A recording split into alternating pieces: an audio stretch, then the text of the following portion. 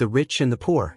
Once upon a time, there was a boy whose family was very wealthy. One day, the boy's father decided that his son should learn to appreciate how fortunate he was to grow up and live in such luxury. The two of them were going to take a trip to the country and stay at a poor farmer's house so that the son could see how poor people lived. After a long but comfortable journey, they arrived at the poor man's farm, where they spent several days and nights. They ate with the farmer and his family, slept in his barn, and bathed in the nearby river. They spent their days wandering the fields and forests and helped with the occasional farm work. They visited the neighboring farms and spoke to other farmers and their families.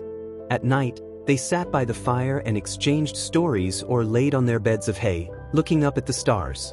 It was not a way of life the boy had been accustomed to, but he seemed to be enjoying himself and never once complained, which made the father very proud.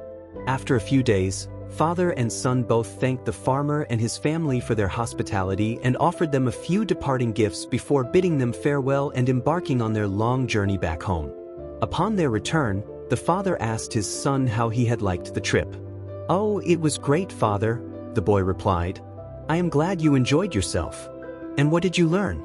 Do you understand the difference between how rich people and poor people live?" "Yes, I do," continued the boy. "Tell me more," the father urged.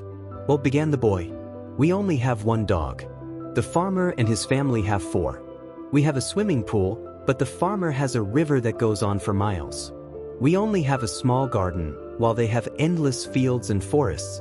We have a balcony with nice lanterns on it, but they have a fireplace in the whole horizon, as well as the stars above their heads at night. We buy our food, but they can grow their own. We have a fence around our house and garden to keep us safe. The farmer's property is too big to ever build a fence around it.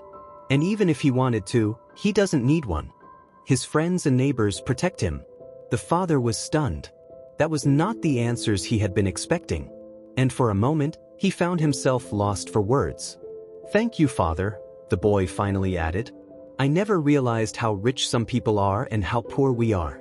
You see, in your life, it is not about what you have in life, but how you live your life, what you do with the things you have.